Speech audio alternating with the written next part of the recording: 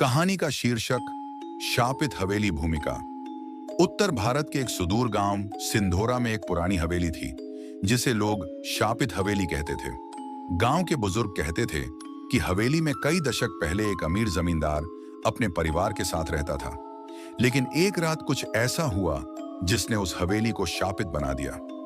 उस रात से वहां जाने वाला कोई भी इंसान वापस नहीं लौटा। गांव वालों ने हवेली से जुड़े भूतिया किस्से सुने थे। रात में चीखने की आवाजें, खिड़कियों का खुद ब खुद खुलना और एक साया जो अंधेरे में घूमता रहता था। लेकिन असली सच्चाई कोई नहीं जानता था। कहानी की मुख्य पात्र एक 25 वर्षीय पत्रकार आरती शर्मा थी। वह अंधविश्वास पर आधारित एक लेख लिखने के लिए सिंधोरा गांव पहुंची। आरती ने सुना था कि हवेली का रहस्य अभी तक कोई सुलझा नहीं सका है। उसे लगा कि यह कहानी उसके करियर को ऊंचाई पर ले जा सकती है। आरती ने गांव के लोगों से बात की, लेकिन हर कोई उससे यही कहता रहा, बेटी हवेली मत जाना, वहां सिर्फ मौत है। लेकिन आरती एक निडर लड़की थी। वह अंधविश्वास को मानती नहीं थी। आरती ने एक रात अपने कैमरे और टॉर्च के साथ हवेली में जाने का फैसला किया। हवेली का गेट जर्जर था और उस पर झूलते हुए लोहे की जंजीर अजीब आवाज कर रही थी। हवेली के अंदर घुसते ही उसे लगा जैसे वह किसी और ही दुनिया में आ गई है। चारों तरफ सन्नाटा था। जैसे ही वह मुख्य हॉल में पहुंची, उसे दीवारों पर अजीब चित्र बने हुए दिखाई दिए।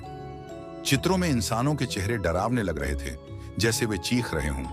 अचानक उसे अपनी पीठ के पीछे किसी के चलने की आहट सुनाई दी।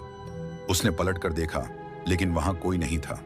आगे की रात में हवेली में अजीब अजीब घटनाएं घटने लगी। आरती को दरवाजों का अपने आप खुलना और बंद होना महसूस हुआ। एक पल उसे लगा कि खिड़की से एक परछाई उसे देख रही है। उसकी टॉर्च बार बार बंद हो रही थी। क्या आरती इस शापित हवेली का रहस्य सुलझा पाएगी? क्या वह सुरक्षित बाहर निकल सकेगी, या फिर हवेली उसे भी अपने शिकार में ले लेगी? सिंधोरा गांव में हर व्यक्ति शापित हवेली का नाम सुनकर कांप उठता था। हवेली गांव के किनारे एक वीराने में स्थित थी और उसके आसपास हमेशा अजीब सा सन्नाटा पसरा रहता था। कोई भी गांव वाला उस हवेली के पास जाने की हिम्मत नहीं करता। आरती शर्मा, जो एक जानी मानी पत्रकार थी, ने इस गांव के बारे में एक रिपोर्ट पढ़ी थी। उसने सोचा कि यह उसकी सबसे बड़ी स्टोरी हो सकती है। जब वह गांव पहुंची तो लोगों ने उसे हवेली से दूर रहने की सलाह दी। एक बुजुर्ग ने कहा, बेटी वहां मत जाओ, वहां मौत का साया है। हमने कई अपनों को खोया है। लेकिन आरती का दिमाग इन बातों को मानने के लिए तैयार नहीं था।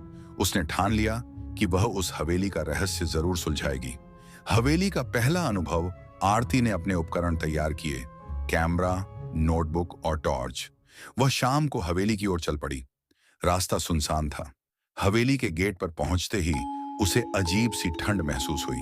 उसने गेट खोलने की कोशिश की और जैसे ही गेट खुला, एक जोर की आवाज हुई, जैसे किसी ने चीख मारी हो। हवेली के अंदर हर चीज धूल से ढकी हुई थी। दीवारों पर लगे चित्रों के चेहरे डरावने थे। अचानक हवेली के कोने से उसे किसी के चलने की आवाज सुनाई दी।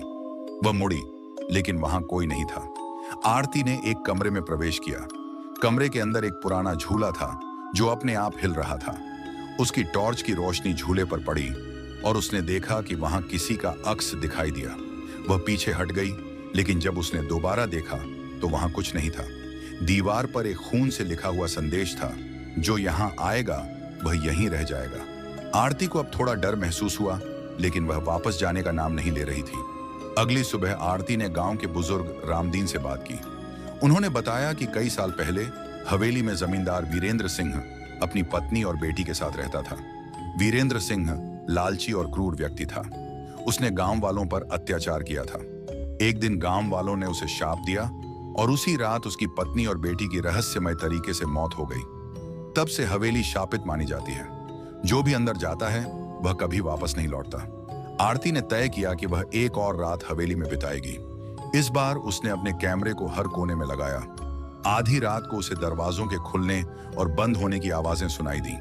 अचानक उसकी आंखों के सामने एक सफेद साया आकर खड़ा हो गया